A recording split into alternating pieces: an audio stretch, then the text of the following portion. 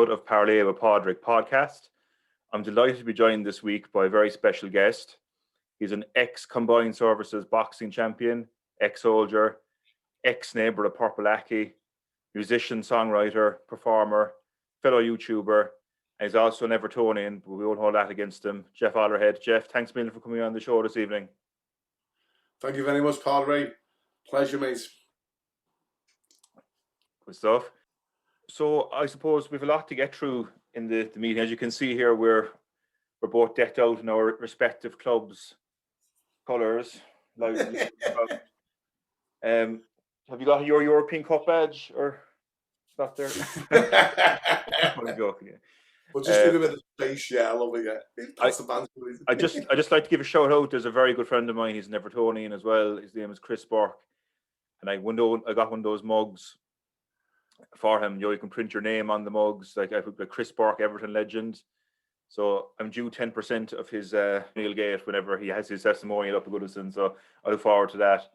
But yeah. So look, I suppose just at the start of the show, we give a cheer. So I've got my Liverpool mug here. You've got your white. You're halfway there. You have a white mug, like halfway there. Yeah, that's your white kit. The blue. So cheers and good health. And a happy Good Friday to you, Jeff. Good Friday. Happy Easter to you. So look, We'll just take it back. We'll just wind it back. I suppose you've lived a very interesting life, and hope there's many more years to come in that as well. We're only at the halfway point, hopefully, in your life to date. But can you just give a bit of background to where it all began for you? Well, I'm 50 years of age now. It all began in my mother's womb in downtown Birkenhead. Which is just across the Mersey from Liverpool. People say you're a Scouser, and I say, well, do not be mistaken, do not be misled. I'm not a Scouser, I'm from Birkenhead.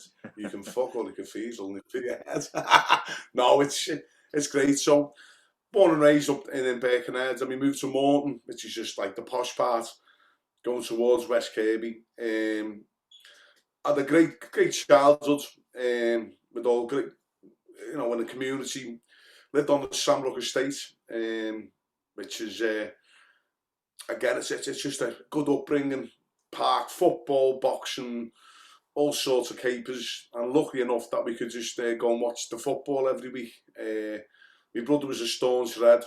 He had that red disease like yourself. But we used to go to games and stuff like that, I was just going to ask you, what made you support Everton? Was there a turning point that made you pick Everton ahead of Liverpool? Or big turning points. I tell you what, not many people will know this, but Dixie Dean, Ralph Dixie Dean, the one who's never been beaten, the record of 60 goals, throughout the world in the league, And my father, he used to go to Morton, he used to drink in the Plough Inn. Dixie Dean. He was in Boys and Black stuff, I can tell you, Dixie. Yeah. No, it's just, obviously Liverpool got Shankly, but we've got Dixie Dean. Yeah. And he was still going, and I was fortunate to shake his hand. Which, it's going back many years. My dad said, this is Dixie Dean. We were only about 6 or 7. Me and my brother, Cliff. And he just turned around and said, who's an Evertonian? And I always went against it because my dad bought me a Liverpool top, and it just didn't feel right. I seriously didn't feel right. But our Kevin Griffiths, my cousin, he played for Everton. He was in the reserves. His nickname Gringo. Had the flatter nose than me. But he played, and he got me an Everton top, so I just couldn't wait to wear it. It's just that's what most families wear. Some are blue, some are red. My dad was a red. My mum was at Everpool. She never really got involved, but she liked the both of us, Yeah. And that was it then, I just became an Evertonian. That's one thing I love about the Liverpool-Everton rivalry, I suppose, is the fact that you do have families that are red, blue, there's good and I suppose it's changed a bit in recent years, but I can remember seeing Liverpool and Everton fans sitting beside each other at the derbies at Goodison and Anfield with the mixed colours, which is brilliant, It just reminds me of the hurling, Gaelic football in Ireland, the GA, the Gaelic sports, where opposition fans would sit amongst each other in the crowd, So it's nice. It's a nice element. But on about rivalries from Liverpool and Everton. Like I personally have no problem with Everton whatsoever as a club. You're Scousers, like, do you know what I mean? And I met Everton fans. You're an Everton fan yourself. Like, I've met loads of Everton fans when I was in Liverpool, and they were nothing but welcoming and nice, you know. So I wouldn't. I don't buy in myself to the rivalry that much, you know. To be fair to you, like, yeah, I mean, when we grew up, it was just. I mean, my first derby was, as you said, I sat with my brother Cliff, and we went and watched my first derby when Rush scored 4. We got beat 5-0, and I was sitting in the Gladys Street with our kid, and he was just laughing his head off, and I was just went on crying. Oh, bloody Rush! All you need is Rush. Rush is all you need. Like, well, that's with that song, you know. Rush scored 1, Rush scored 2. No, the Scouts of Tommy. Yeah. Scouts of Tommy song. I'm not going to recite it. It'll burn me tongue, you know. But you know, the fun of it. But that hurling game, you know, that's crazy. So they're whacking each other with sticks, running around. Yeah, fastest field game in the world, hurling. Oh, it's crazy. I've watched it. You know, it's you've got to have some balls to do that game. It's like, it's just crazy. You know, it is a big part of Irish culture, and that. Hurling. The Liverpool. What I loved about Liverpool and Everton, and I mentioned this in the interview with Jake Abraham, that in 1984, which probably remember, at Liverpool and Everton were in the League Cup final at Wembley. It was a 0-0 draw. And it was at the time, I suppose, where Thatcher was sticking the claws into Liverpool in a big way, and unemployment was high, and it felt like the country was against them. And Liverpool and Everton players lined up on the pitch together while the whole stadium sang Merseyside, Merseyside, the end of the game, like, you know. And there was great solidarity between the two clubs. That time is like Scousers uniting, and I suppose there was 2 other trips to Wembley, which probably weren't too fond memories for yourself, but the 2 FA Cups in 86 and 89. But, you know, Scousers descending on London, like us against the world. It's just, we went on a coach. I was lucky. I went to the I didn't go to the FA Cup final. The tickets were like gold dust, and you know, it's funny. My brother did. My brother got a ticket, but it was just crazy. But I went to Charity Shields. I remember Alan Amball. That was one of the things. Yeah, he saved the ball, you know. But the Wembley, it went down on the coach. I was just like me and you talking now, red, blue, and you know, it was the banter, the crack, the singing, going into the service stations, going in there with no money, coming out with pockets full of stuff. It just magically appeared. Magically appeared. So what was your first ever game? Can you remember? First game I remember was when I went with my dad and his mate Robbo. We went to Goodison, and the days when Andy King was playing and Peter Eastoe. I think it was against Aston Villa, and I was sitting in the stands, and we won. You know, it was great. How rare. No, yeah. Delete. No, yes. No. Go on, mate. That's great. It's funny. Like Everton were a big tar on Liverpool's side, like in the 80s. Like there was 2. We won, didn't we? We come above you. I was lucky that we had I had a young blues pass. I think it cost us £1 to get in the Gladys Street, and we just watched the magic. You know, when we had the team. Neville Southall, Pat Van Den Hout, Gary Stevens, Kevin Ratcliffe, David Mountfield, Peter Reid, Trevor Stephen, Adrian Heath, Graham Sharp, Paul Bracewell, Kevin Sheedy, of Irish fame, Andy King, yeah. You know, Andy Gray, yeah. That was them years. I mean, the best one I went to Bayern Munich when we beat Bayern Munich in the Cup Winners' Cup semi-final. That was the best night I've ever had in at Goodison. It just shook. Who was your kind of hero growing up, we'll say, watching Everton play? Seriously, I was left-footed, so my favourite player was Kevin Sheedy. He was Irish as well, you know. His free kicks, amazing. And that left foot secured a nice draw against England and Italia 90 as well in the World Cup. I don't know if you remember Jack Charlton.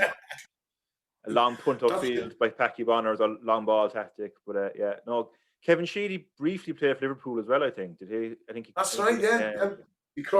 He was actually, I think he was in the reserves or something, and he jumped ship, or obviously Liverpool didn't see the potential in him. But you know, not many people. I even said, like, Neville Southall, you know, the best keeper in the world when he was at his prime. You know, I seen some tremendous saves, which you think, how did he do that? But he was just his presence was great. You know, the big Ben man. Neville, we love you. I love Neville Southall. He defied physics with a few of them, all right, had said, saves wise, like, you know, very good. Yeah, exactly. What was your favourite goal, your Everton goal as a fan? I know it's kind of a broad question, but... Favourite goal was Graham Sharp's against Tottenham. And I was in the Gladys Street end, and just near the goal, on the right-hand side of the goal, and it was just where I was, and Graham Sharp got the ball just by the lower Bullens coming down, attacking, so the opposite side. Just past the halfway line, must have been like 40 yards. He hit it on a half volley, or was it? No, I think it was a half volley, and I just seen the ball coming, and it just hit the top corner, and then the net, could hear it. It was just, it was just. He got a goal. He got a goal of the season against Liverpool at Anfield, didn't he, as well? Another year. That was the same sort of goal, yeah. That's what I'm trying to say. That season, similar goal. What he done, he just hit it. Graham Sharp, what amazing, you know, and you know, it just takes your breath away when you're actually there and you can watch the thing. You know, it makes it a lot better when you're going to witness it. It's great, like yeah. I know you mentioned Bayern Munich at Goodison was your favourite game in the Cup Winners' Cup. What was your favourite moment? Would it be the same as that, or do you have a favourite moment in your Everton?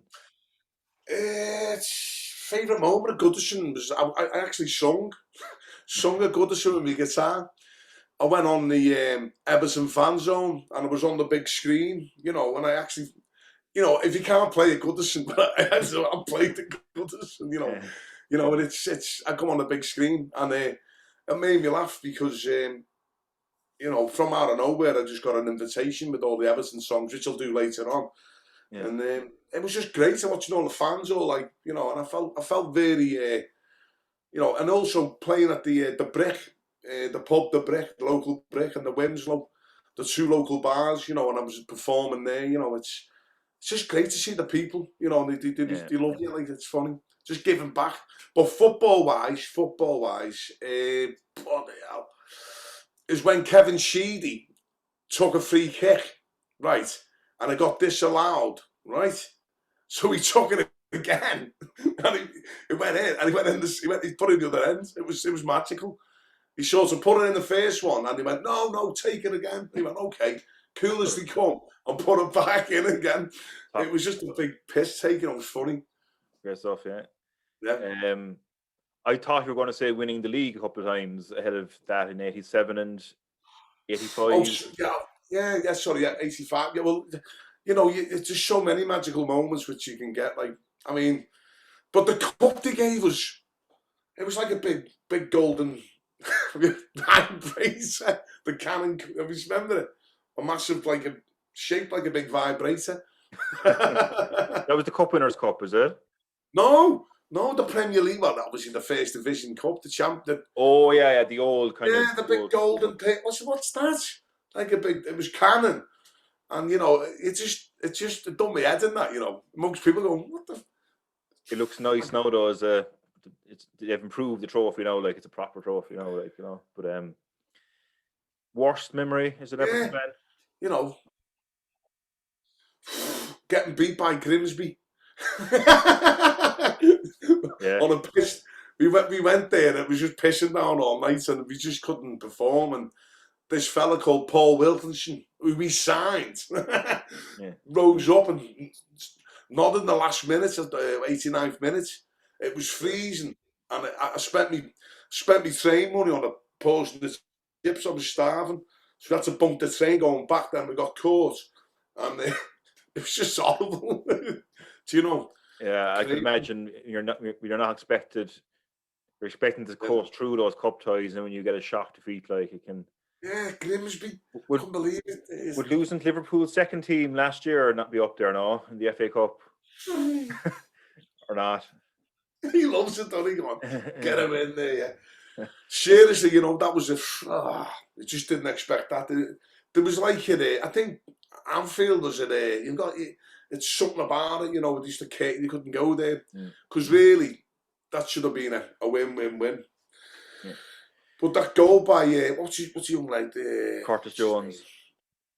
Yeah, some goal, you know. But we got revenge, you know. At this moment of time, we've got bragging rights, yeah. Yeah, you. Congratulations. Just go on the current sort of last game. You're only good as your last time. Exactly. Yeah. No, in fairness, you were deserving winners that game. Like, you know, 100%. There was no question in my mind. You know, you're the better team, and they deserved to win. We're going through a club. It's amazing. Like the club record amount of undefeated home games, and then straight after it set a club record for defeated league games in a row. So it was crazy. Yeah. Seamus Coleman, of course, is your captain, and it's kind of a good link with Ireland. You know, what a player! Great servant for Everton as well. He could have left a good number of times, I would say. I mean, I've done a song with him today about the Seamus Coleman. For £60,000 from Sligo town, we knew the Irishman could play. He is brilliant at the back, fantastic at attack, doing it the Irish way.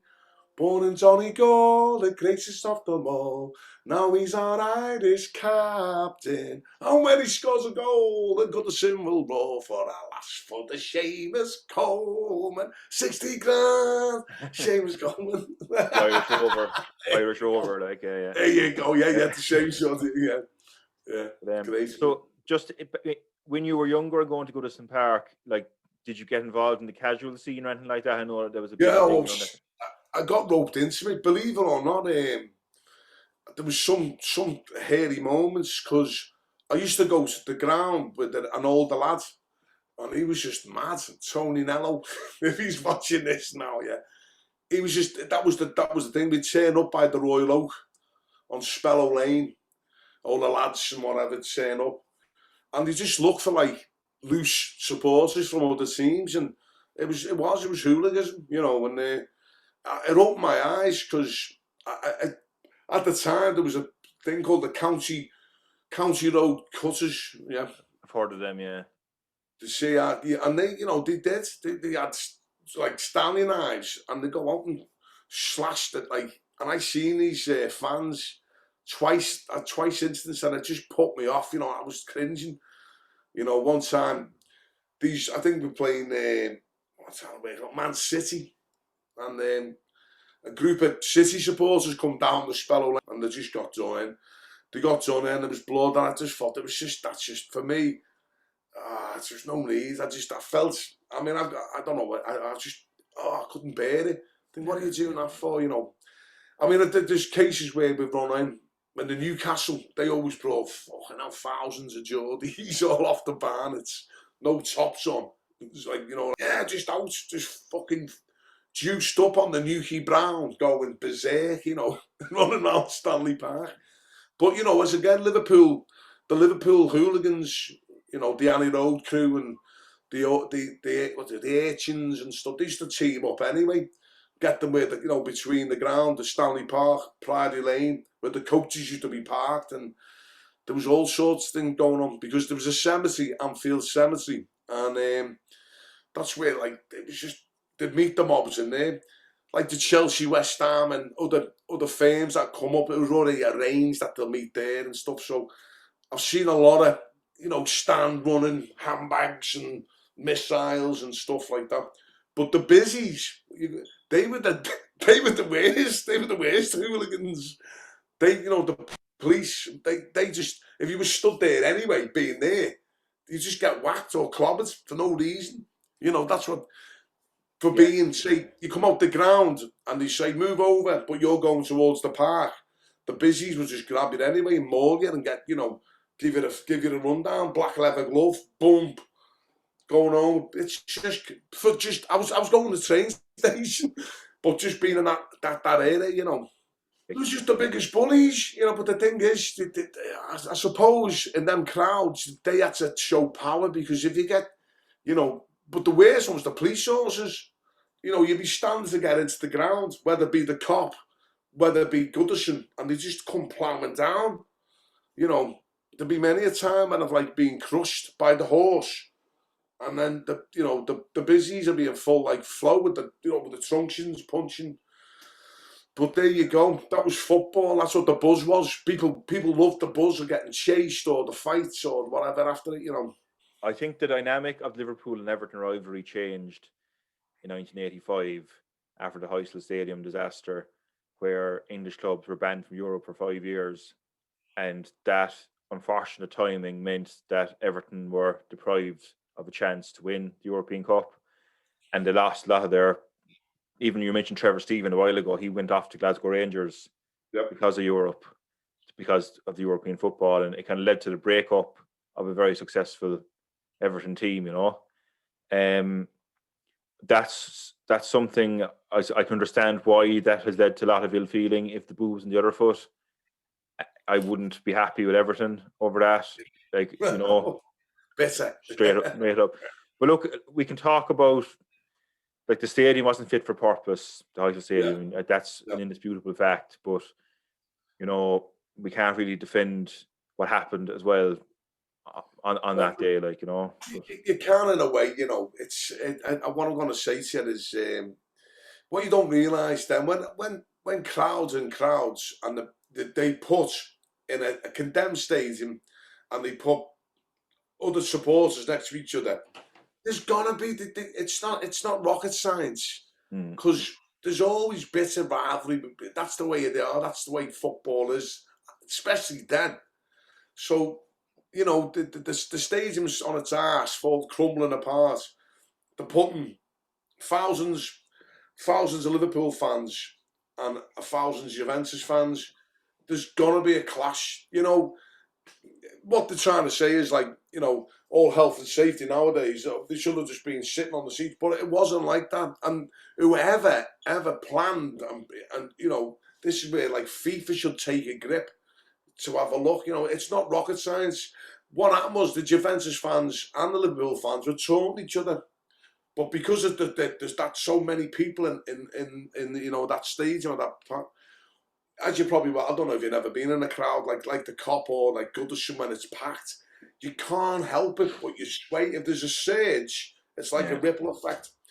And unfortunately, the Italians, it was horrendous, but that you could see that just the way the crowd was. There's many. I've been in many crushes, and luckily, and I know what the feeling's like, and that's what's done it all. But again, Evertonians think, it's great to blame, but to me, I just think, looking back, that was FIFA's fault for putting it in that stadium and the way they put the fans together, But such and such. I'm not trying to defend Liverpool, but speaking to Jegsy and stuff, and people are there, and I used to go to the match, and I know what it's like, and I understand, Yeah, I think Jegsy as well, and Jegsy in his chapter 1984, he mentioned, I suppose, how the Italian fans were to Liverpool guys in Rome that night. It was a scary experience. I remember him writing that for the penalty that Alan Kennedy scored,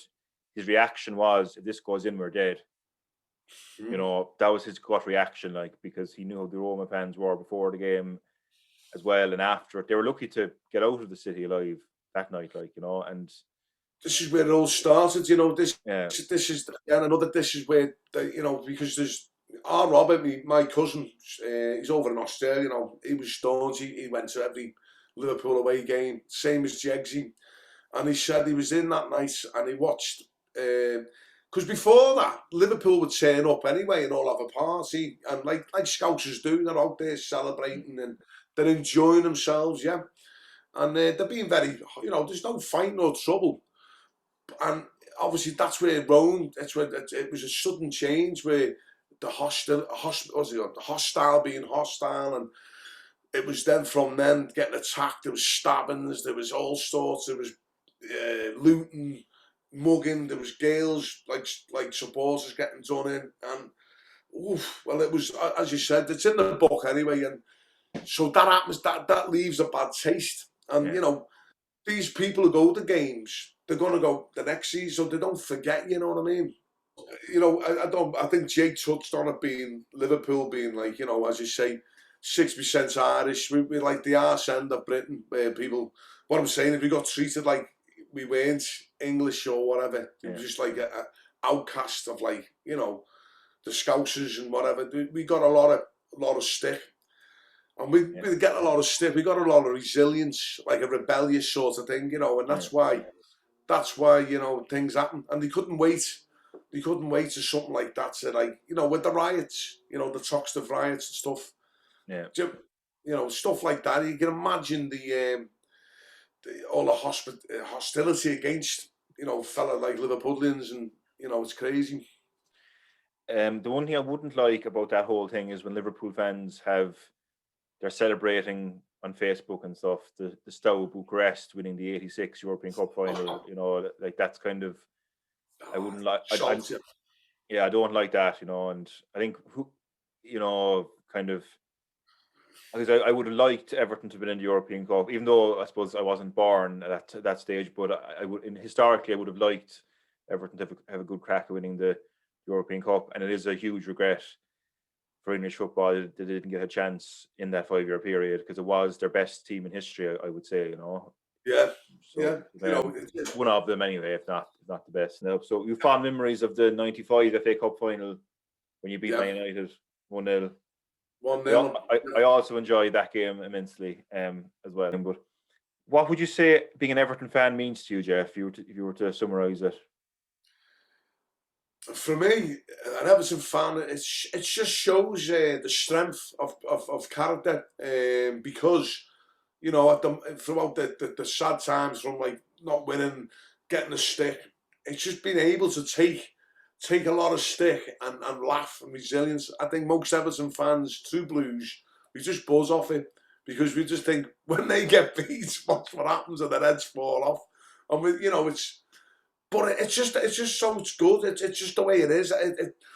For being an Evertonian, that's what I've always wanted, the colour blue as a growing up into football, and I don't see nothing else. I just could not imagine me supporting Liverpool or support. It was just, that's the way it is, you know. It's crazy. So there's a renowned spirit of the Blues. The spirit of the Blues, yeah. Which you might give us a blast of there, a nice tune, Spirit of the Blues, if you want to. Yeah. Just to give us an example.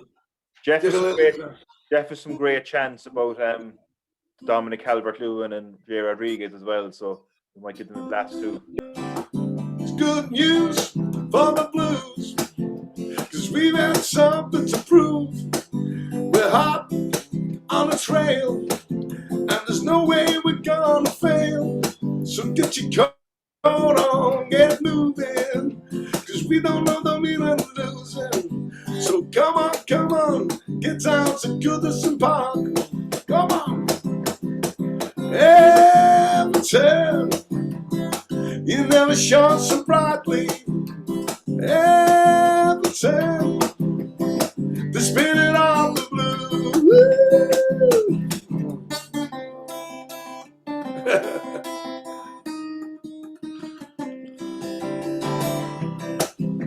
Woo! We're on the move, and there's nothing we're gonna prove. What a surprise! Cause the Blue Boys are on the rise. So get your coat on, get moving, cause we don't know the meaning of losing. So come on, get down to Goodison Park. Alright, last time.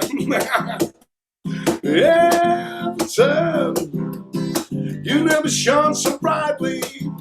Everton, the spirit of the blue. So the Dominic Calvert-Lewin chant, is that? Oh yeah. Did you write that, or is it just a song they sing? I wrote the words, but obviously it's off Sweet Caroline, you know. But any football songs, you try and get songs which they can remember, you know. This one goes off for TCL. When he began, He had the potential to be a top goal scoring striking man. He's got a spring and he knows where the net is. Big Duncan helped him along. Hands, clapping hands, in the Howie candles, glad the streets stand. Sweet Dominic, Calvin, Louis, good times never seem so good. We're playing fine when he breaks the defender's line. Oh, sweet Dominic. There you go. And you also very good chant for Gerrard Rodriguez. Yeah, James Rodriguez, the Colombian wizard. Here we go.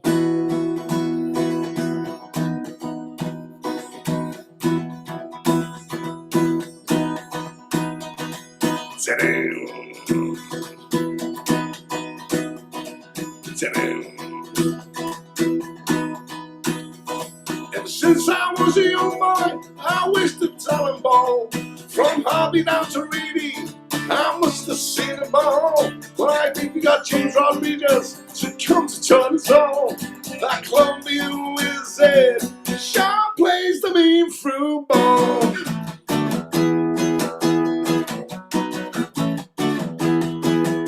He's a football wizard, he's deadly on attack. Football wizard puts defenders on the back.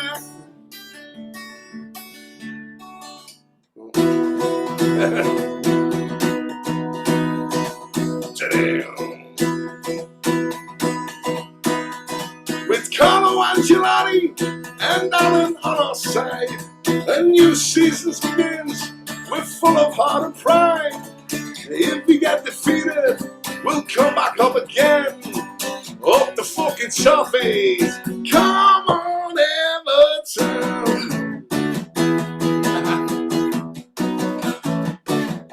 All right. Come on, you blue bonnets. Fair play. Carlo Ancelotti gave me one of my best memories as a Liverpool supporter in 2005 with his AC Milan team kindly let us win the European Cup. So a great time for Carlo Ancelotti. Rendering a 3-goal lead there at half-time. That was very kind of them. But they got their own back 2 years later in Athens, I suppose. So they got even eventually. But you know, you're talking about there's a story with Steven Gerrard going back with the Istanbul. You know, when he first started playing for Liverpool, I didn't really know who he was and whatever. And I was playing golf in Arrow Park, and me and my brother, younger brother, our Philip, we get to Arrow Park, and there was a big queue. So we took our turn, get to the second tee, and there was 2 lads waiting there to go back. You know, there's a big queue. So we decided to have a 4-ball, join up, and get through it because it was like a hold up.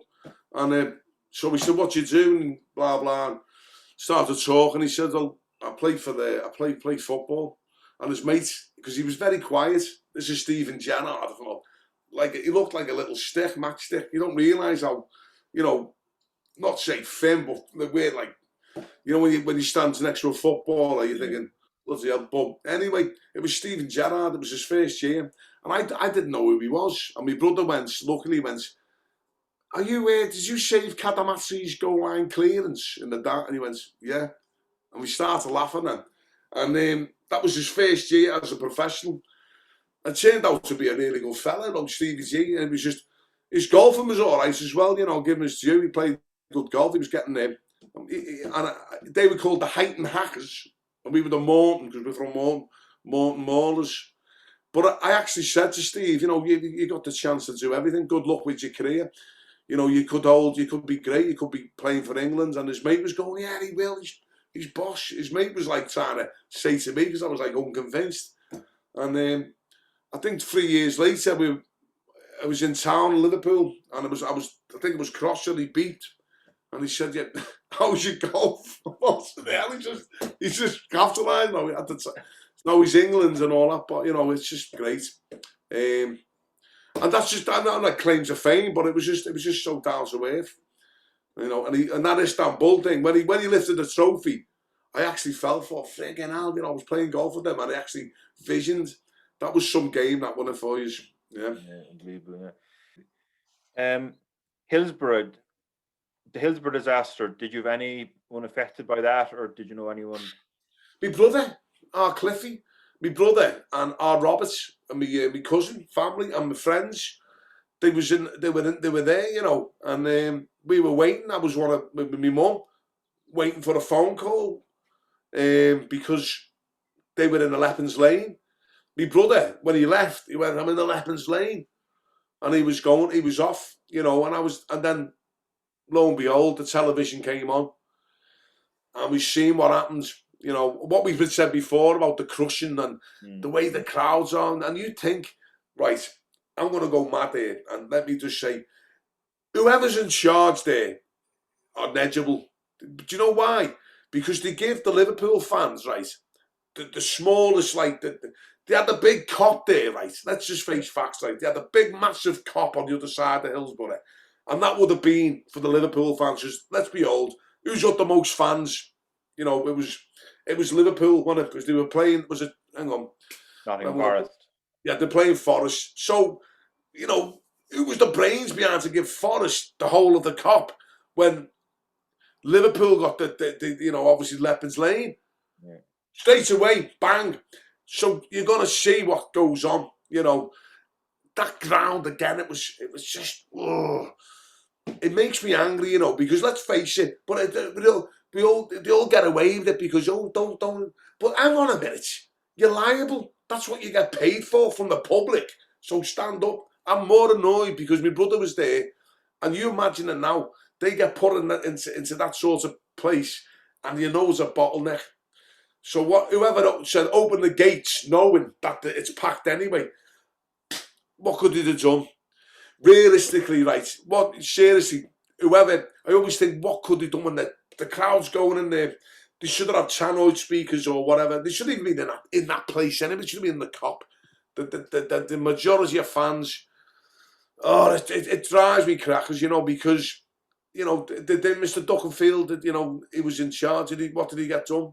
What did he get done with?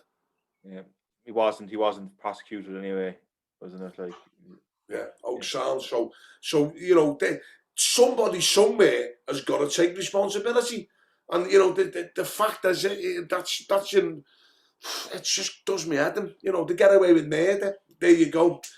It's justice, and they got justice, but did they really get justice? Because they were persecuted for years. They got more of it. The grilling with all the papers, the scum. That, you know, what happened with they putting papers of your family's all crushed against a fence and stuff like that. You know, and how severe, right? You know, and they're just like, these are our citizens of Britain, and they're like, ugh. And they're taking look at these robbing scousers. They rob. Wow, it's just getting published still. You know. What that does your head in. But if they get away with it, there you go. I mean, look, I'm so passionate because that's where it gets me, and I'm thinking how you just got to button up and take it. Just take that constant injustice of many things. But I just like to say I really loved and respected the way that Scouts were stuck together after Hillsborough. You know, it was brilliant. Like, the Everton fans were just as vociferous in their denunciation of the Sun, and, you know, after the scoreless headlines, and I suppose the fact there's Liverpool-Everton Cup final at Wembley a month after as well, it was fitting. It was like Liverpool as a city was the winner that day. United. Well, that's just natural though. That's like my brother. You know, as I said, he went to Hillsborough. We waited, and luckily he come home, and there was cases that he didn't, and you know, to see them, and not many people like Jegsy Dodd, and they just don't want to talk about it, because for years and years that anger of being like, is this really happening? You know, they wanted strict. Yeah. It's disgusting what's happened. You know, the whole looking back at the microscope, but they want to get over it. You know, most people are right. Let's get on with our life. Never forgotten, by the way. It's never forgotten, but which you got to realize. But yeah, the positive out of it is what it done to the city, and you know, united the city, and this should still unite the city when all these like stupid fans that take to the extreme, like the deaths of like the Everton Brow, the turrets, like Yeah. I mean obviously they got 6 on that Liverpool, but Yeah. like it's crazy. They've won this cup 6 times, but it come back to haunt them because you got beat 6 times. But stop all this now. It comes a point where respect each other's clubs, have a banter, red shite, blue shite, whatever. You haven't won this, we haven't, all right, blah blah blah. That's great. Just gobshiting, but doing stuff with all, it's crazy. Well, I just think what I like about the solidarity, the way the Everton fans showed solidarity with Liverpool after Hillsborough, and I loved that Liverpool fans showed solidarity with Everton after Reece Jones. Yeah. I watched Little Boy Blue. It's a great show. Obviously, it's a heartbreaking show to watch, but Stephen Graham is brilliant in it. And being in Goodison Park, where they showed it, where they come out at the start of the game. At Anfield, they played Z Cars for Liverpool game in tribute to Reece Jones. That was a nice moment. Nice solidarity, So, at the age of 16, you decided to join the British Army. What influenced you to make that move? Well, there was not many opportunities for at 16, and also with my dad again leaving my mum and she was on the bones. The biggest sort of pay then was it looked like the army. To go to the army, you're going to get £250 a week in that line, and I thought, well, if I go there, I could give my mum, to help her out, because it was crazy, because she could have lost the house and stuff like that, and she was working as well, and it was heartbreaking. I didn't really want it. It was just, the fact is, I don't know, you go to a YTS, it was like £25 a week, which I tried for 2 weeks or 3 weeks, and you're getting £25 for like hard labour. You were working like from like filling skips, on the bar, and it was just, and at the end you get like £25, that was gone. You give your mum a tenner, you left for 15 quid, that was spent on the first night, because you'd end up getting on the ale, Yeah. So, but my friend Paul Richardson, he showed me his brother was in the army, and Richie was like, he was coming home with money, he looked well, and he's just come back from Kenya, and he was in Kenya, and I thought, wow, look at this, he's going around the world. So I went down to careers office, and within whatever within say the space of like 6 or 7 weeks, I was on my way to getting a job. It was money. It was something like an adventure. I didn't really think about much of it, what was going to happen. I just went with the whim, and wow, what a story! I'd done 14 years in the British Army. And as you mentioned in the introduction there, you were the combined services boxing champion. So well, to be honest with you, that's what kept me in the army, because I didn't really like, I'll be honest with you, I didn't really like the soldiering, the bullshit of drill of marching and all. It was just, it used to blow my head off, thinking, bloody hell, don't get me wrong, there's some moments when you're proud and you're marching and stuff, but most of it, it didn't wash with me. And luckily for me, I had some sort of knowledge and experience, because my granddad was a boxing champion, in fist fighting, but he had his own club called the West Whittle Boxing Club. He started his own club, and in there I learned skills, throw straight punches, keep your chin down, little bit of a bobbing, bit of a weaving. So when I went to the army, they done a bit of milling, and I ended up being, I was good at what I was doing, and I got asked to join the junior army boxing team at the time, that training camp, and that was in tracksuits all day, training, boxing, while the other people were running around playing silly soldiers, you know. And to me, I became a junior army champion, just briefly thing. Went to the King's Regiments. It's a Liverpool and Manchester regiments. And the boxing and football, it was just amazing what they've done, they achieved. And lucky for me, I went on the boxing team. And I was good. I became King's champion, then I became Army champion, and then I became the Forces champion. And then I was coaching. I became the coach. And there was some memorable moments. I actually beat Carl Frock, believe it or not, in the ABA final. As a coach, you know.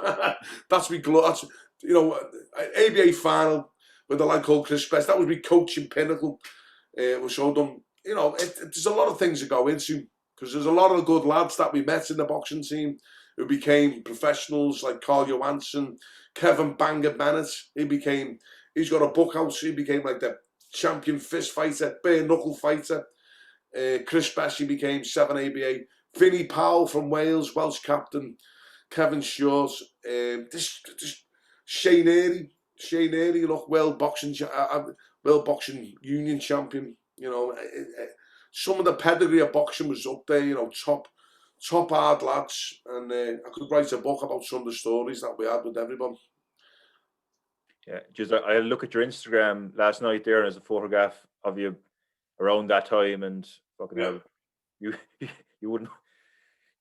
of wouldn't want to be in a rush to cross you. I'd say, you know, I'd say you'd have done some damage, like, but yeah. I mean, I was fit, and I had the knowledge and the training and the boxing, the skill, and I could, you know, I must have had over about between 70 to 90 fights. I mean, I look back now, I'm a bit punchy, but you know, there was.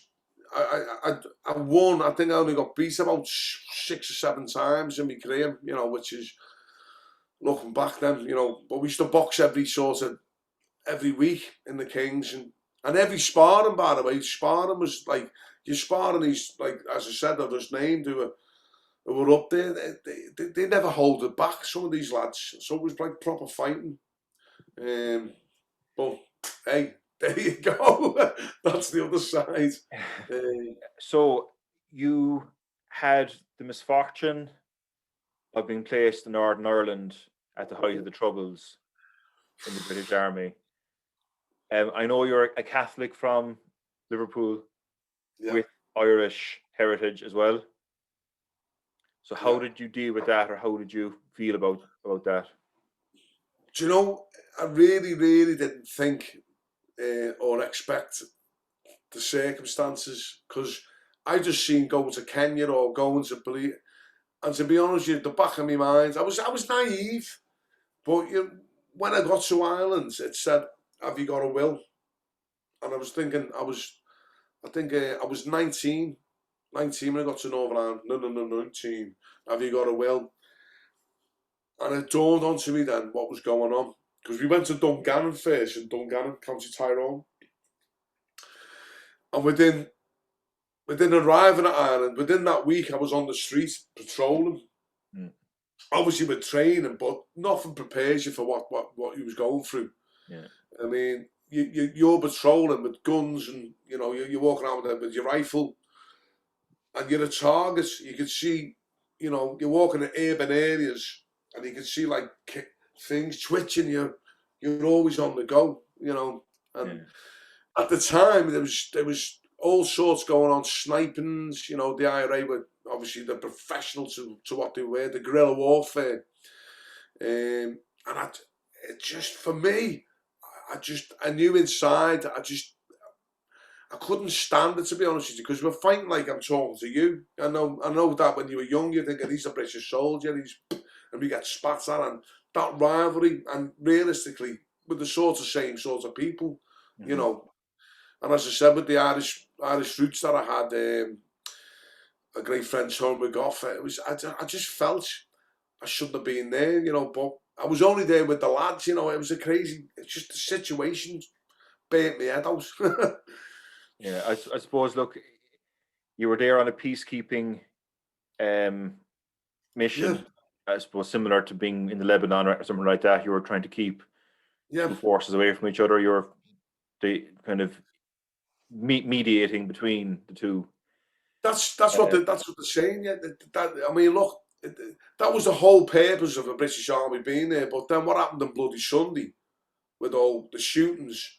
That's where it went right out of hand, didn't it? You know, and then the hatred, and I felt it, but I've never been hated in my life. You know, I've always got on with people or tried in the back of my mind, and to be in the back of that, I mean, we got bricked. I've been bricked. We got shot at. You know, there's we got obviously we've lost lads through the IEDs, the bombs and stuff like that, and but you've got to look at what the Irish people was saying. Imagine me being here in my own hometown. I'm looking out the window, and there's, say, for instance, like Germans patrolling, or there's an army, not to say German, and you know, there's soldiers with guns, and they're looking in your windows, they're in your back garden, and they're sick of it. You know, what would you react as? And you know, 90% of people just didn't want that. They want the freedom, they want the liberty of like not having soldiers, because there's been cases where soldiers would, you know, let's be honest with you, they would shoot the wrong people, or they would do something which would scar any family. And there's a horrible, it's a history of that build up, you know, and I can see like the Irish's points, and that's what made me turn, you know, as in thinking this is not right, you mm. know. But how could you resolve it, you know? Yeah, Just the regiment you were in, Jeff, had a fairly big loss with one yeah, particular. It was a proxy yeah, car bomb. You want me to talk about that? yeah. As I said, you know, we were based in it was in Londonderry or Derry, you know. There's two sides of that one. It was in It's the latter Derry. down here. We call it there. Yeah, You're in Derry, okay, you're in Derry, Derry. and the road, there was the Buchanan Road. There was a checkpoint on the border. And obviously most of you Irish fellas who travel back and forth know what it was about. They come into a checkpoint, get checked, car boot open, whatever, add a look and let go. And that, again, you know, that's a part of life. But again, most Irish people hate it because there'll be a build-up, and sometimes soldiers would take the piss, yeah? And Yeah. this is where the rivalry goes on, you know, this is the thing.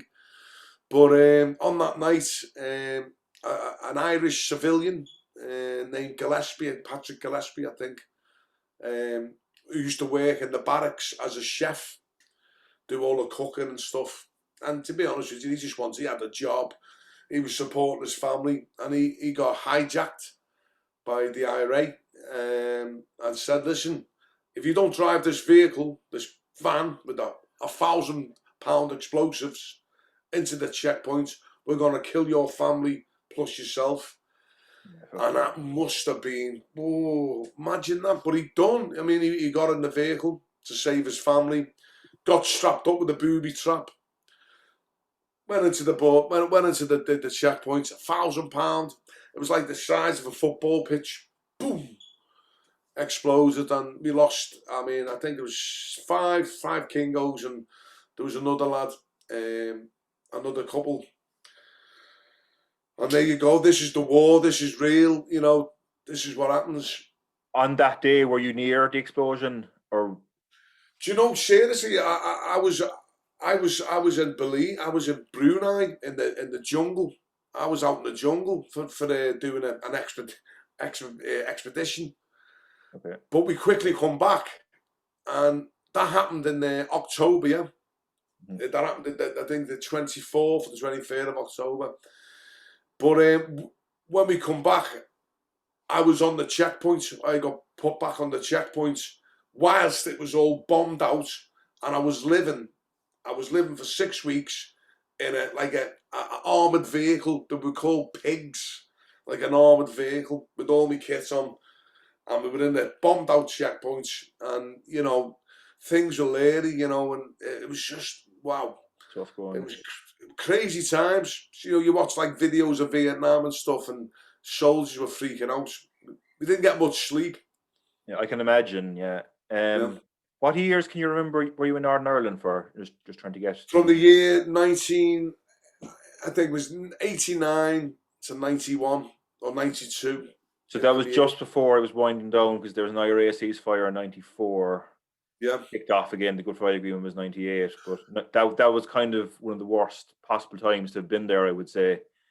You know, it was, things were coming to a head then, late 80s, like early 90s. So again, you know, it's the depression you think about with obviously with the Scousers and the whole with Maggie Thatcher. You know what was she doing? She's devastated, and you know, there's just it was so much pressure on people, you know, to react, as well as the British, as I say, the British sort of force over there.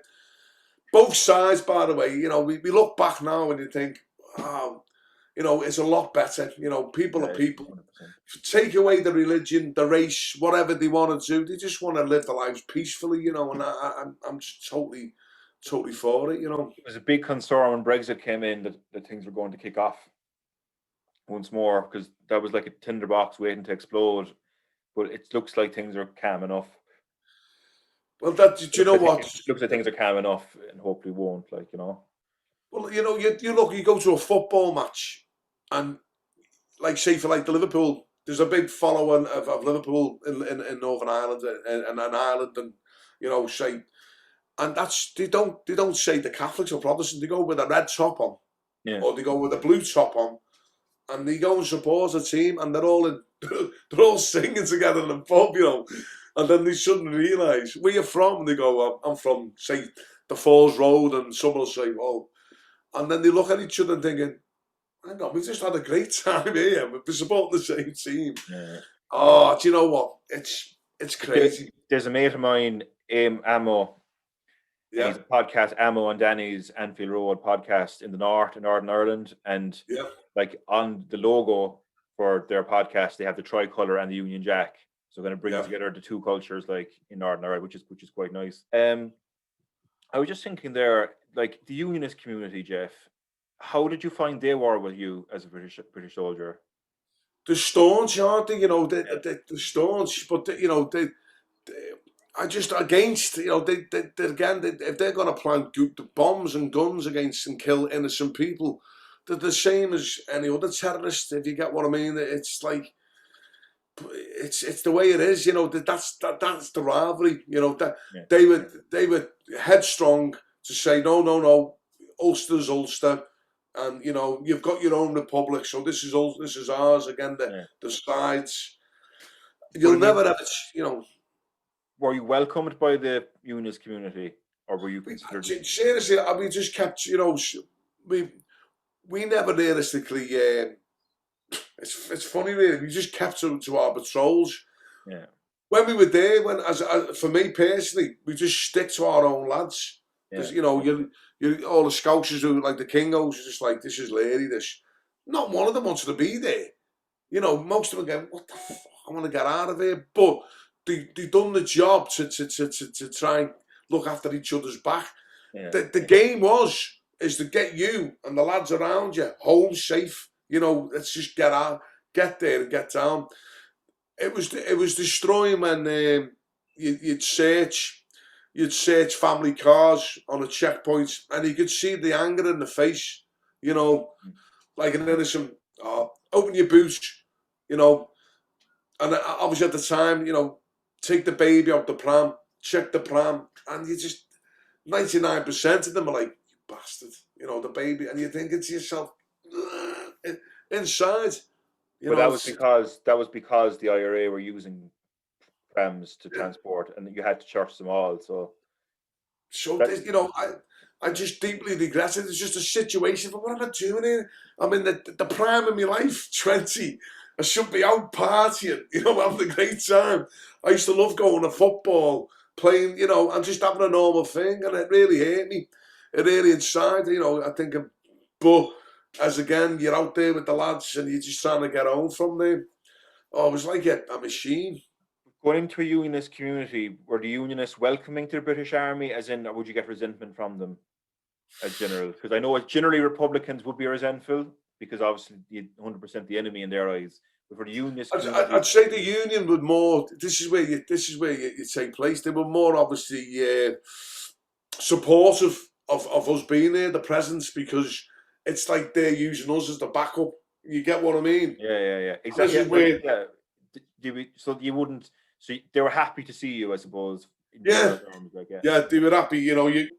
We were supposed to be a neutral force, yeah, and then all of a sudden, so you can imagine like the Republican side thinking and Sinn Féin thinking, hang on a minute, you're supposed to stop these from attacking us, but you seem to be on their force. yeah.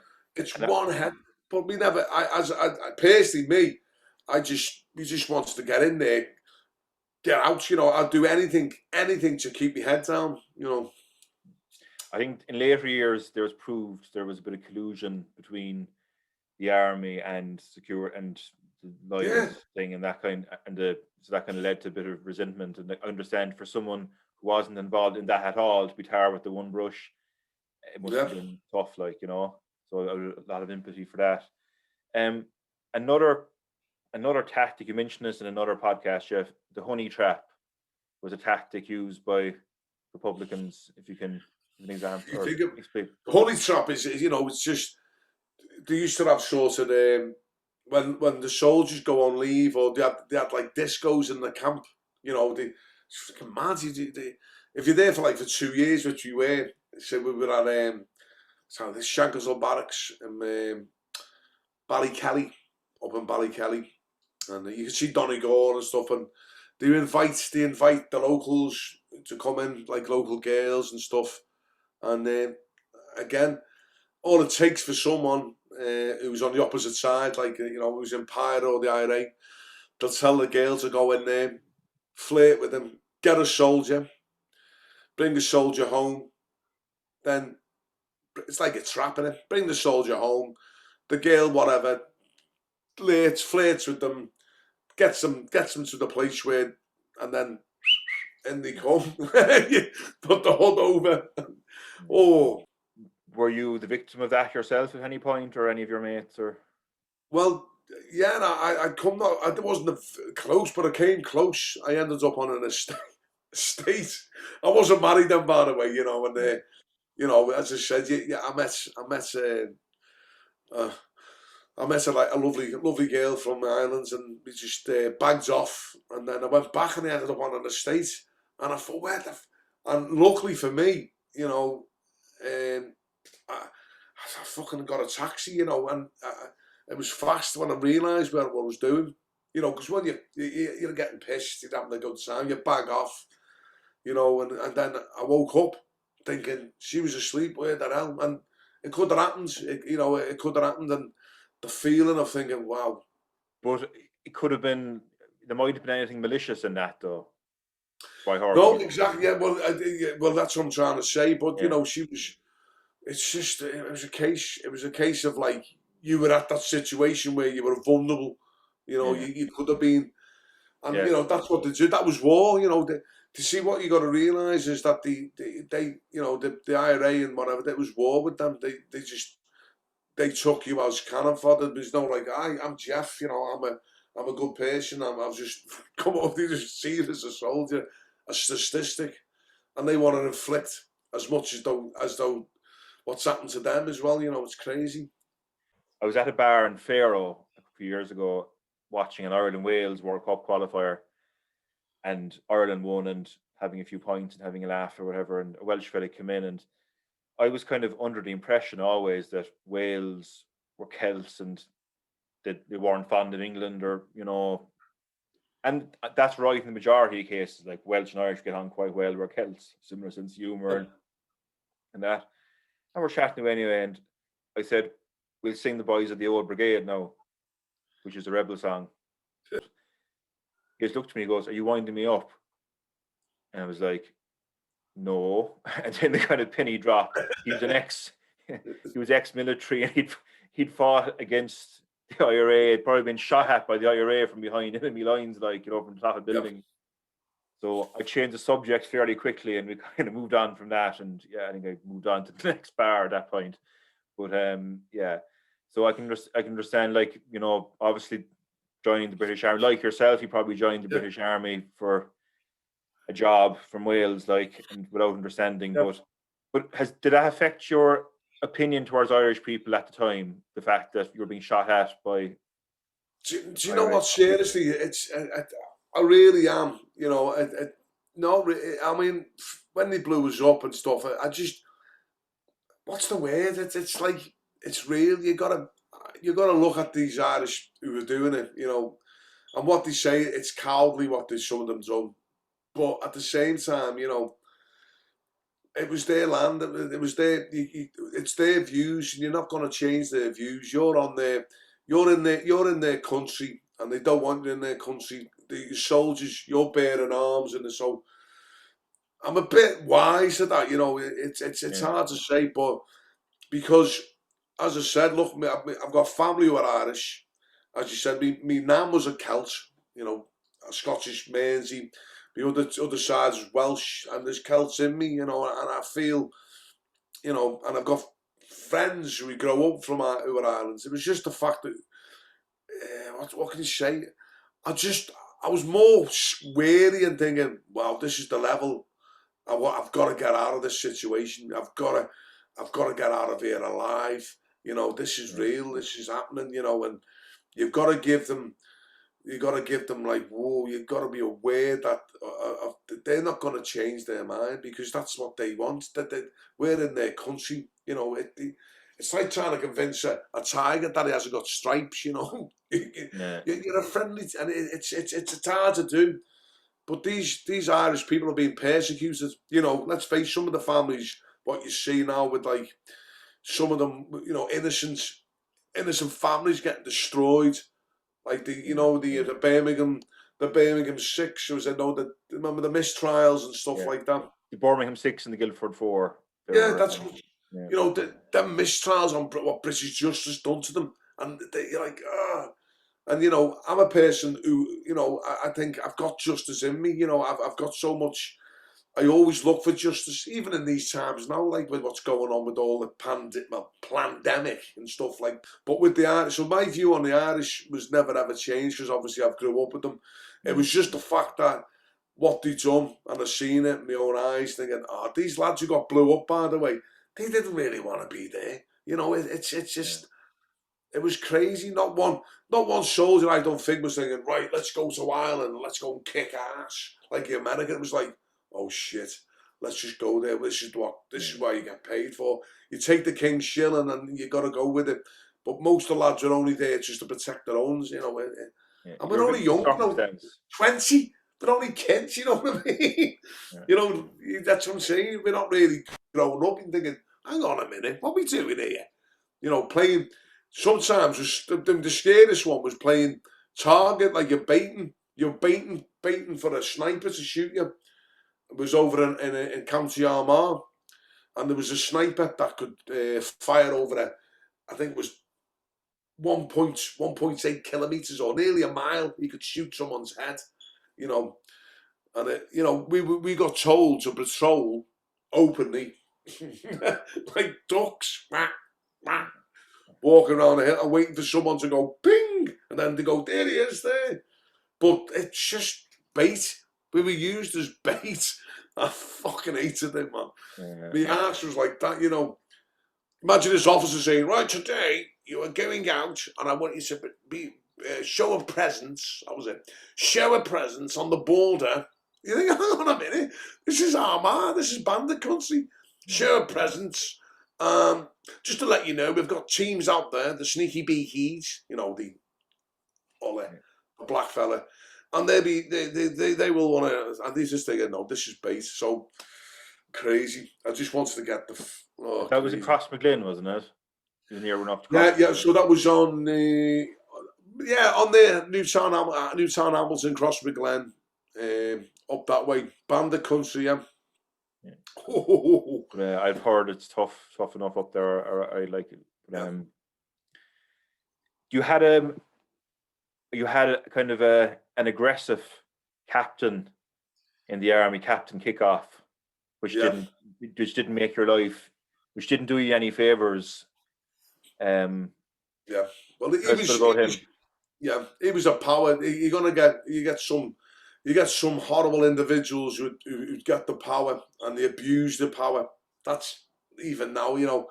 And what he'd do, for instance, he'd say, right, tonight, in his army voice, we're going to be patrolling the Cregan, and we were going to stop off at 12 o'clock or 11:30 to 12, last orders, last orders, outside the Shantwell Arms. And we're going to search every individual that comes out. So straight away they're thinking, you're going to a boozer at last orders. And these are against you. And they're going to be kickoffs, and it's just going to cause murder. So in my head, thinking this is inciting. Do you get what I mean? Yeah, absolutely. And so, you're going to get someone like, say, the Irish lads coming out with the wives or the missuses, and all of a sudden you're there with the gun. Stand there. We have the right to search you, and start reading off some paragraph that. And this Irish man, I've just gone out for a bevy. I'm with me. Have some respect, I'm with my wife here. I'm just going for it. And to me, I just couldn't get. I used to say to them, between me and you, look, lads, I know you haven't got a gun. It's not even. This is not even my fucking idea. And you'd be like, I hated it. I hated doing it. And believe it or not, what happens? Fucking sparks flew. So I'm not having it. No, Irish. How dare you come here? And I'm just having a night out, and bang. Straight away, there's a fight. There's all sorts going on. Captain Kickoff screaming, "Get me plastic death! Get plastic!" And this is the rubber bullets, and it was just crazy because I had the gun and I was getting attacked and I could have fired, and I just didn't. And luckily it was just shit, lads, calm down, fucking things come in. I tried to grab one, and it was just, it wasn't for me. You know what? Hey, look, I put my hands up and I swear to God, you see it now, like, people with masks on now getting done in by a police force, and it's bullying, it's horrible. It's just, I hate it. I just hate it that if these innocent people or whatever, getting done in by like a force. Yeah. Maybe that's me. I mean, Rebecca, I just cannot stand anything like that. I'd rather be on the underdog. Maybe that's why I'm an Evertonian. I just, you know what I mean? Yeah. It's like, leave us alone. Let it, But I think tactics like that by Captain Kickoff probably didn't. That helped generate a lot of resentment towards your unit as well, I would say. You know what I mean? And yeah, well, look. This is where inside, you think, I felt ashamed. What are you doing? What are you doing to earn a medal or to cause a scene because you're bored, like busies do it today? Anyone they go out just to look for something to do, and lads are just sitting off, chilling out, and hey, come here next minute. What are you doing? I don't want all this. But there's always an incident because it's just that they spark it up, and then just for their own power. I'm not into that. That's like the bullies of power, and I'm totally against anything like that, You were saying that you like to generate a bit of rapport with the civilians in Northern Ireland, like we had like the harmonica, was it, or the organ? You play your harmonica. Yeah, it's they call me the Pied Piper. It's funny really because we were out there in the Bogside in Derry, and it's Leary, the Cregan, and I'm trying to work out. So when I was on patrol, I thought you need eyes, right? The back of your head, you need like an owl because you're in a built-up area. And we were all, 4 of us, it's called the Brick.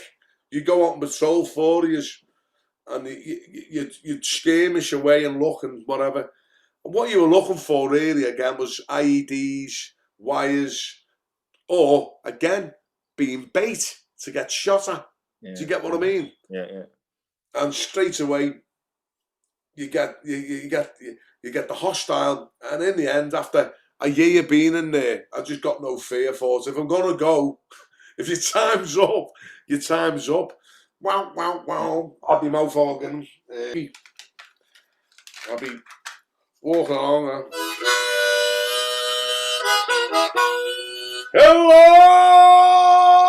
my side. Woo, I feel good today. Next minute, your kids are all like, what the fuck's going on? You know what I mean? It's something different. Like a Banksy with a soldier with a flower. Just didn't expect it. We come in peace, Lord, hallelujah.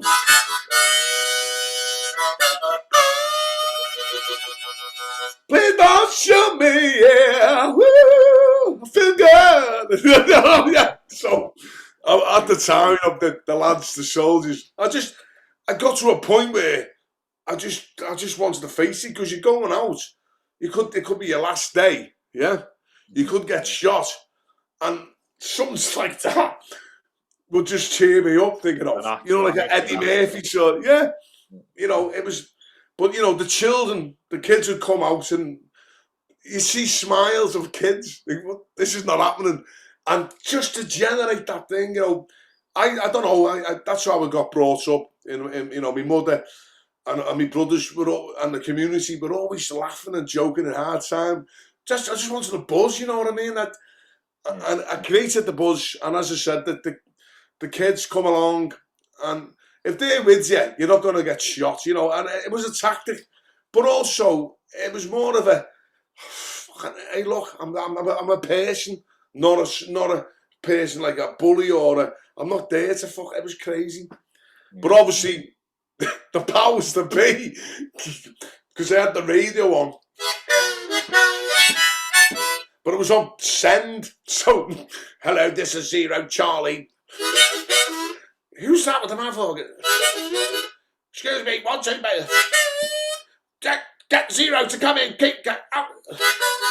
It just fucked the airways up, and obviously someone in the hierarchy, what the hell's going on there? I want him. Jail. And in the end, I thought, we're going to do jail me then. Fucking right, good. Get me out of this shit. I don't want it. So I ended up refusing to soldier. I met it twice. Fuck this. I've had enough. This is not what I said. How dare you? Oh, fuck off. Fucking dare you. Get your fucking ass out on the fucking street. It's my fucking ass, Barbara. Right. He's going mad. Fucking jail. What are you going to do? Kill me? I'm fucking going to get shot anyway. For fuck's sake. Oh. Yeah, but there you go. I still get the flashbacks, it's crazy. And but it got me through it, mate. I'm still here. Great stuff, yeah. What happened was the army, because of that little break-up, and I was losing the fucking plot, yeah? I was arguing, and I was only disrespectful to the officers who were just up their own asses, like Captain Kickoff, stuff like that, But most of the officers that I worked with were good. It sounds bad. I was always respectful to. But the thing is, with me, I could fight, I could box. So in Northern Ireland, I got sent over to box in the Army Championships. And so went over, and with all the anger and mother, I won. I won the whole, it's like it's called the Open Championships. Like, you turn up, and that week, you box, like the semis, so whatever. And I was fortunate to box, and I won. And then I got selected then to box with the whole of the army, you see. So I put my tracksuits on and the army guns and bullshit. Went, and I became on the army team. And then I became, in the army team, I became a PTI, physical trainer, done all what, I was fit and whatever. And I go back to the battalion throughout, train I was always in the gym. Because I thought that anything else, nah, stick that up your hoot. We had to do, but I'm not into it all. But I had the successful, with the boxing, became the army coach and, assistant coach. Yeah. Met so many great fellas. I could name them now, but there's so many lads that I'm with, and, I'll be scared to miss one out, but outstanding lads, and they you know who you are if you met me anyway, you know what I mean. whilst on leave from the army, I ended up in trouble, and this is where the next fucking doorway opened. Went on leave, had a torrid time, because, as you probably well know, I missed all them party years. When I come out, I couldn't resist the party life, yeah. You know, I was on it, and I ended up, as I said, in a club, and I just lost my head. But with all the anger issues, I was like a ticking time bomb, a social anger aid, and I don't know, it's just so much anger and fucking energy in me, you know, crazy. I'd imagine there was a bit of PTSD and paranoia from Northern Ireland Oh, that impacted yeah.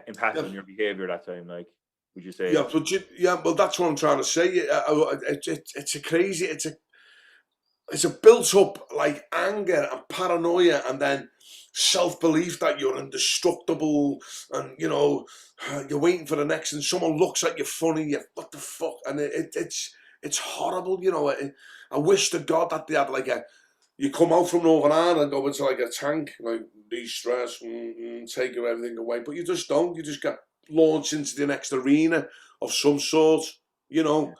And again, look, I broke the fucking law, you know. I come out, and I was a fracas with at the time. I was with a girl, Claire, and it was in a club. And fuck me, it just went off. Some lad was abusive to her, and I ended up cracking the lad, and then getting throughout the club, then fighting with the bouncers. Then the busies come charging at me, and I was just like, ended up cracking a busy, bang, getting done in by the busies, straight in. Next minute, I'm in jail then.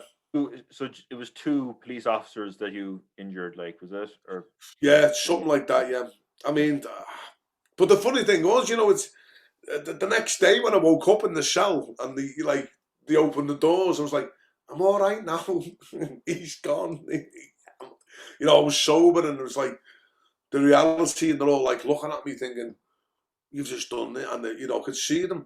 And I was thinking, oh no. So I went to the desk, and the first thing they said, have you got anything? I said, yeah, don't drink Stella.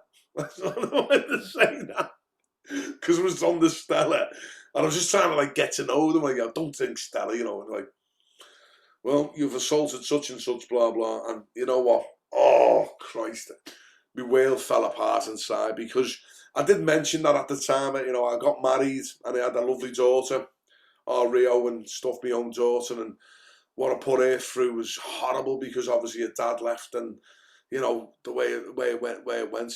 You know, I'm proud she's there. I mean, she's done so much well, and she loves me, and I love her to bits. But that is one big regret. You know, I might laugh and joke, but deep inside, you know, I broke my daughter's heart through what I was into and stuff like that. You know. yeah. Oh Christ! Come out the other side, but you come out the other side, and fair play for that. So in Walton Prison, you had a very interesting neighbour. Yeah. No, yeah.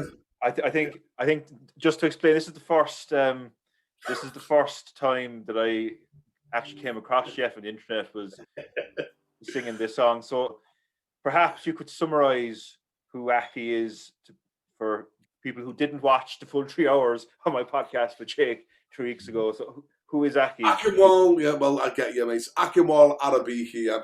People know him as Purple Akki.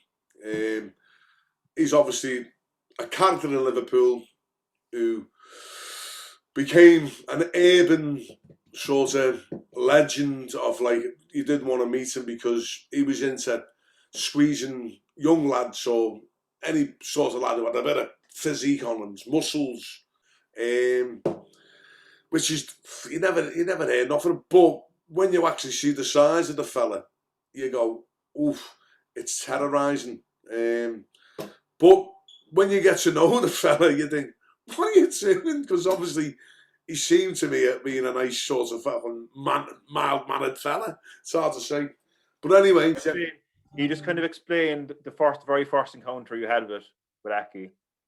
So the first encounters is the cell doors opened, in the morning, unlocked, and there was a lot of whispering, a lot of people shouting, "Hey, what's your back? What's your ass?" And then I looked out, and the door was just there, and I just went, "Woo!" And it's Purple Akki. I was like, oh. I'm thinking, I'm living next door to Purple Akki. Oh no, I'm not going to be able to avoid him or swim with me, you know. And he went, all right.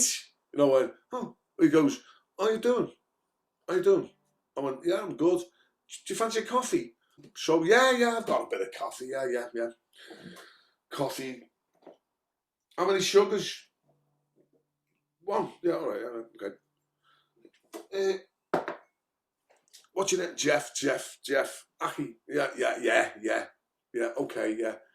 And inside, you know, alarm bells are going off. Get out of there! Get away!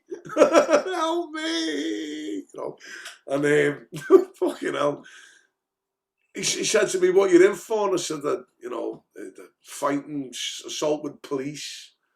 That's stupid, as Akki said. I was thinking, what are you in for? Knowing the four, you know, because the stories is that, you know, before he even landed, there's always stories.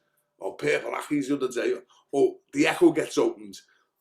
Akawal Arabiki caught squeezing muscles in Rill. I think it was in Rill, or it was young something blah blah was getting his calves felt, and he didn't like it. I thought, oh God, he's at it again.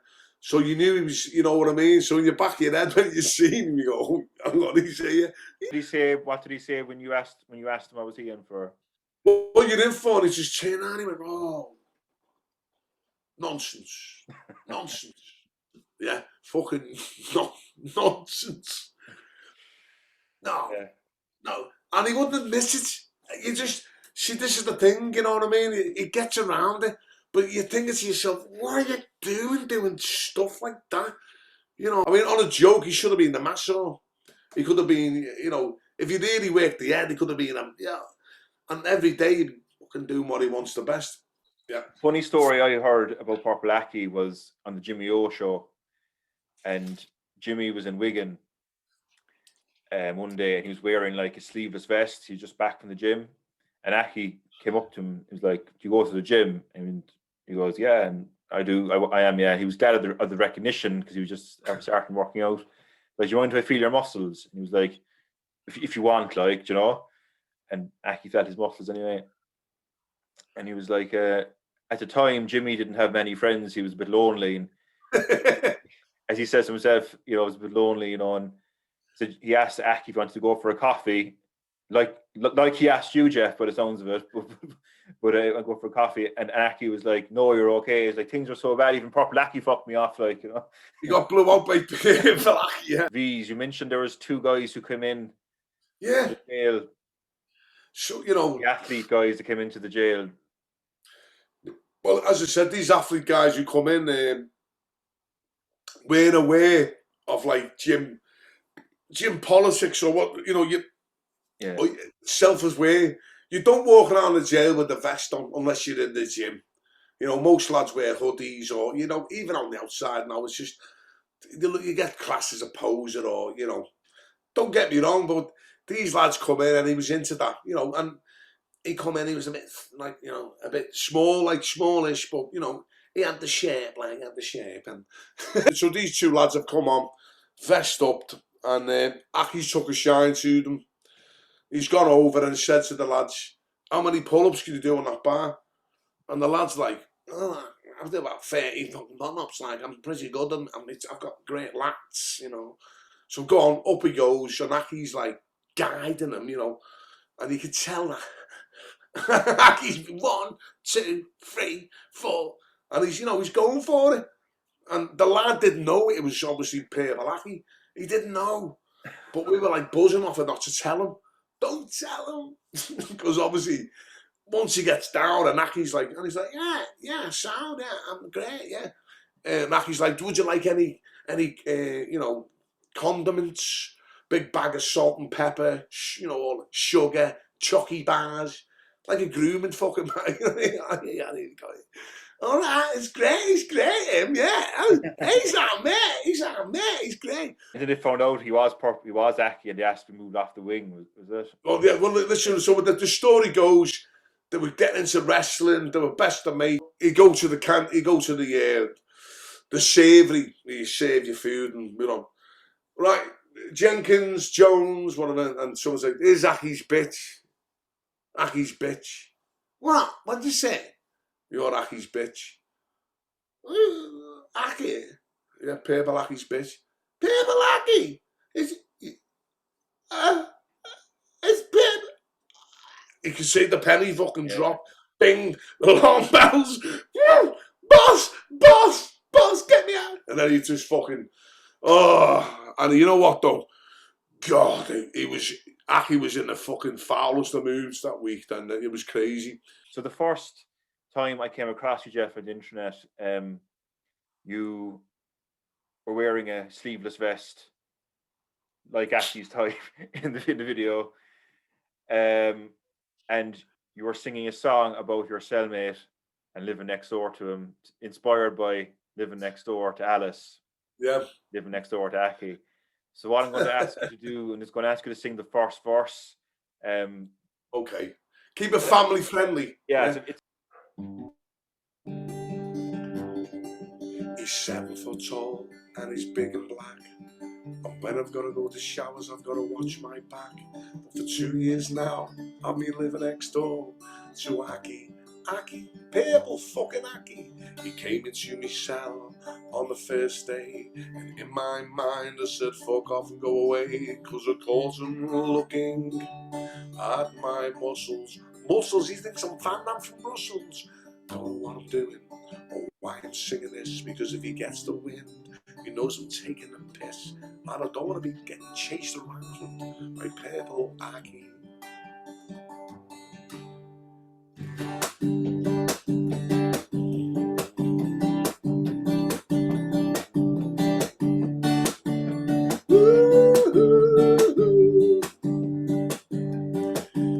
He's 7 foot tall and he's big and black. And when I've got to the showers, I've got to watch my back. But for 2 years now, I've been living next door to Akki. Akki, Purple fucking Akki. I'm only joking.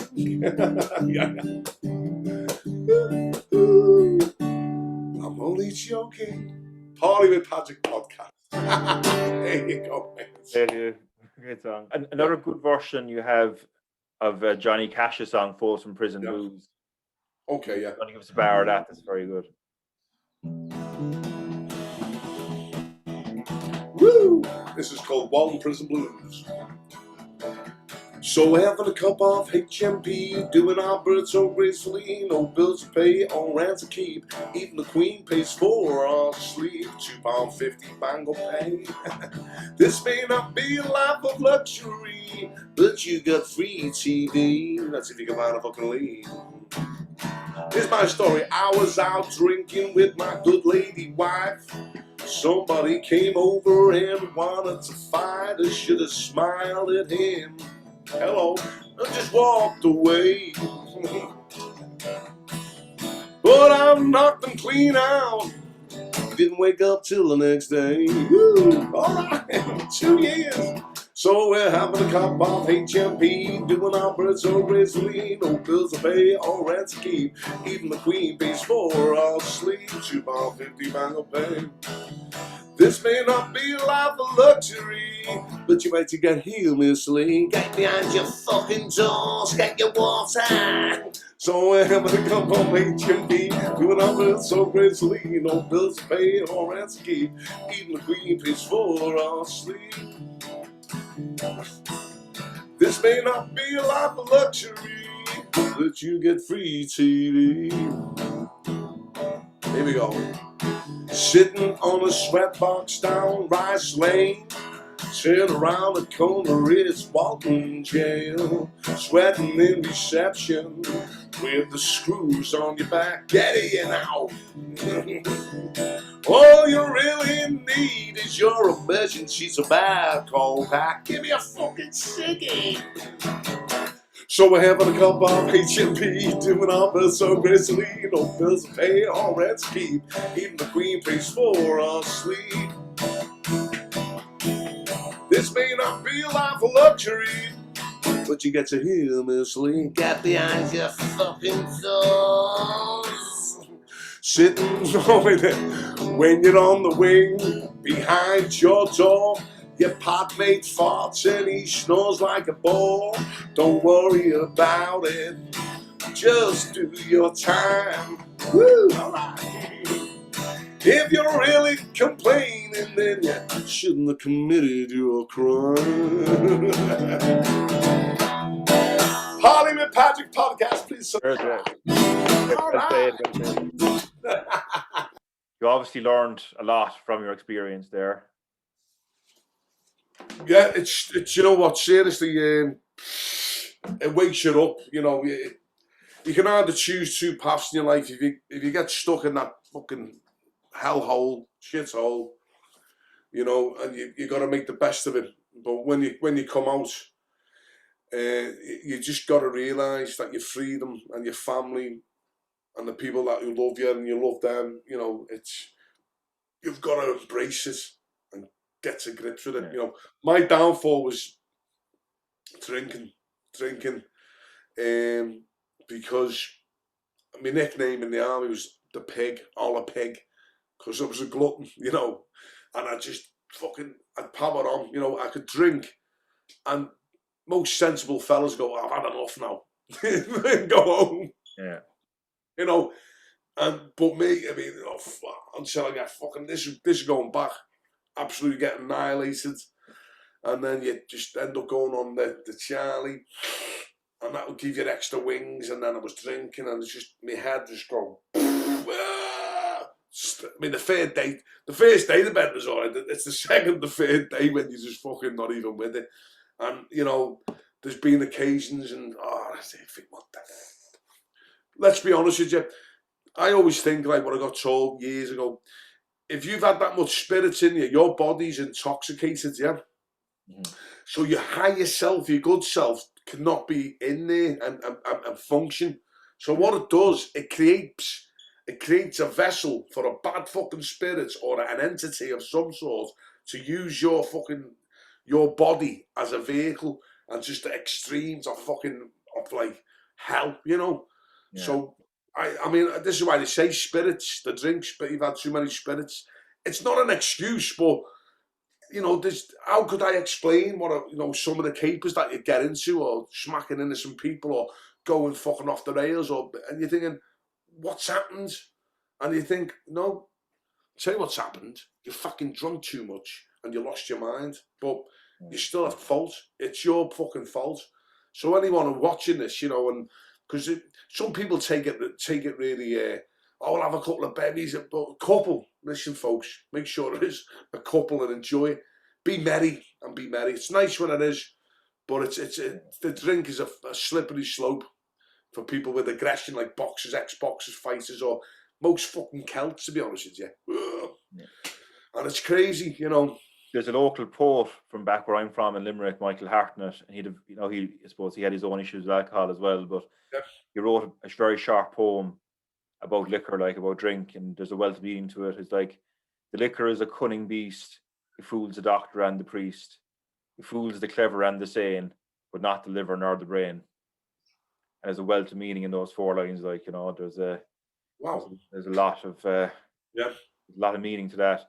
But like nowadays, would you take a drink now, Jeff? Like, or would you leave it off? Like, or do you know, I do have a drink, but I've got me brakes on. You know, I've got me brakes on my senses, because I worked in town and I worked in boozes where I like to entertain, and I've got a discipline where if I'm working, I'll be on like water and drinking. I mean, the odd occasion, but you know what? Seriously, I've got the brakes on it where I don't crave, or I look at it, I'm wary of it. I think you say, for instance, I'm looking at a pint and you go, yeah.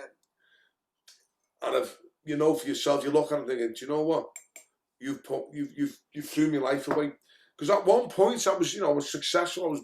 I could have went professional boxing. You know, I was number 4 in the country with like Joe Kawasaki, Wayne Alexander, Glenn Catley, all like, you know, became world champions, and I was up there. You know, I could have made a lot of money with boxing, and also with entertainment. You know, obviously it sounds crazy, but you know, with then what I was doing in town, I could have done it years ago and got myself, you know, where I am today in a position where I'm entertaining, and it's you know, fortunate for me with working in town pre-lockdown. You know, I was making some, you know, I was on a good feed, on good money, and I could save and progress. You know, so yeah.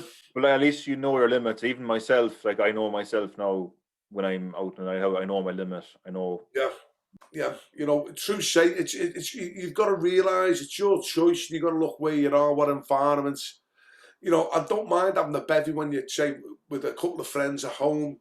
You know, you get drunk. And, you know, I like getting the feeling of like, oh, I'm going to bed now. You're having like a kebab, or you've had enough of that. You know that feeling, and you've had a good night. You've had a good crack with the lads. You can't replace that. It's just going beyond the realms, and you got, you know, I'm reining it in.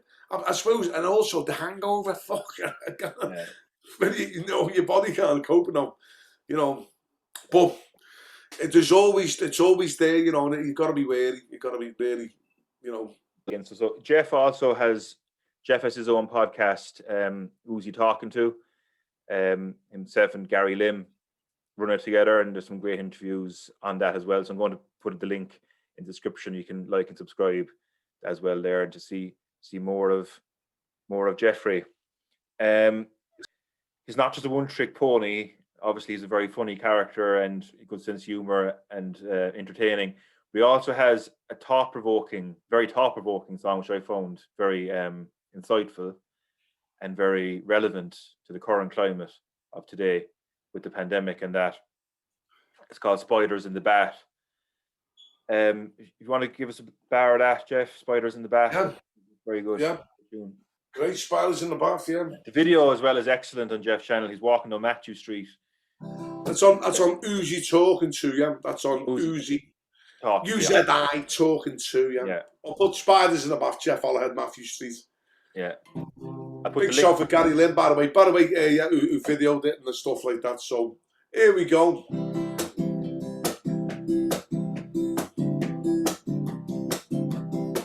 Who planned this? Can you understand it? Who feels the same as I do? What evil committed such crime? They think we're blind as often as they do. Oh no, we get no answers. They take the chances for the evil that they do. Oh no, they grin and laugh as we're all just spiders in the bath. Where's our freedom? Where is our life? They're slowly killing us without a fight. There is a war that we don't know. They've caused it all. Sit back and watch the show. Oh no, we get no answers. They take the chances for the evil that they do. Oh no, they grin and laugh as we're all just spiders in the bath. They control us, they behold us, they own all our worldly needs. They're not human, they have no souls. And one day it will be revealed. Oh no, we get no answers. They take the chances for the evil that they do. Oh no, they grin and laugh as we're all just spiders in the bath. As we're all just spiders in the bath. There you It's go. right, as you go to say. The pandemic kind of influenced that song, I'm guessing. Yeah, honest to God. Well, the thing is, I just feel like I've spoke to a lot of people, and with all that's going on, you know, for instance, they couldn't wait to like shut everything down. But the people who are shutting these down are getting paid off the people who are supposed to be making money. Jeff has a song about the pandemic called Put Your Mask Back On, which you might enjoy as well. So, Jeff, give us a bar. This COVID shit is getting me down. Gotta wear a mask like a stupid clown. I don't know if it's a horrible disease, bringing the whole world to its knees. Oh, my maid, don't you know? Control is all, keep us in tow. Wear your mask or you get fined. Government making money all of the time. Whoop up a naughty, pump up the body. Whoop up a naughty, people get a naughty. Whoop up a naughty, put your mask back on. Whoop up a naughty, pump up the body. Whoop up a naughty, people get a naughty. Whoop up a naughty, put your mask back on. COVID-19, you're a killer machine. Shattered all future dreams. Where did you come from? You did your little proton. Oh, they blamed it on China, killing major to minor. Where did you come from? You did your little proton. It's like get the crowd going. Whoop up a naughty, whoop up the body, whoop up a naughty, people get a naughty, whoop up a naughty, put your mask back on. Whoop up a naughty, whoop up the body, whoop up a naughty, people get a naughty, whoop up a naughty, put your mask back on. COVID shit is getting me down. Gotta wear a mask like a stupid clown. I don't know if it's a horrible disease, bringing the whole world to its knees. Oh, my maid, don't you know? To control us all, keep us in tow. Wear your mask or you get fined. The government making money all of the time. Last time, are you ready, Glastonbury? Whoop up a naughty, whoop up the body, whoop up a naughty, people get a naughty, whoop up a naughty, put your mask back on. Whoop up a naughty, pump up the body, whoop up a naughty, people get a naughty, whoop up a naughty, put your mask back on. Oh yeah, put them on. What does the future hold, do you think, right now for Jeff Ollerhead? Well, again, I'm an entertainer, you know, I'm a natural entertainer, and thank you very much for coming on, you know, for inviting me onto your show, Patrick. It's been a pleasure talking to you. Again, I just want to get into my own sort of podcasts on my own channel, YouTube, called Who's You Talking To. Also with the music, writing music, performing music. Let town be open and go forth and prosper. I've listened to a few of Jeff's podcasts, Who's You Talking To, some great guests. And you make the atmosphere very good for the guests as well. Like, you're jolly and you're humorous, and they're a really good watch. So guess subscribe into that, people. Jeff, I just want to say thanks a million for coming on the show this evening. It's been an absolute pleasure. We've burned through a lot of good topics there, and 2 hours have gone by in a flash. So thanks a million for your time and your for being so approachable, for coming on the show this evening. Oh, Patrick, listen, we've had the laugh, right? And that's the chemistry, because you're a warm person, and you know, you brought good things out to me, and I wish you the best success, because you really are a great character, and you know, since we've known each other, you brought the best out of me, and it's been a pleasure. You're a good fella, you know. That's why I've come on your podcast today, because you just get on. You've got a really, really good, warm character you can have a good laugh with. Straight away when you contacted me, and we just had a chat. I always wake people up, and do you know what, mate? I wish you the best success, because it really has been a pleasure talking to you. And you know, I don't really know you from Adam, but it seems like I've known you for years. You know what I mean? One of them sort of characters. So, thank you very much, Patrick. Yeah. I look forward to the up and coming other podcasts that you're going to do. Good luck with your future, Patrick. It's been a pleasure, mate. Yeah. So, listen, thanks a million for tuning in, guys. You can subscribe to the channel below if you haven't already. And just have a check out Jeff's as well. We'll see you soon in the Parlay Podcast. Good night. God bless. Take care.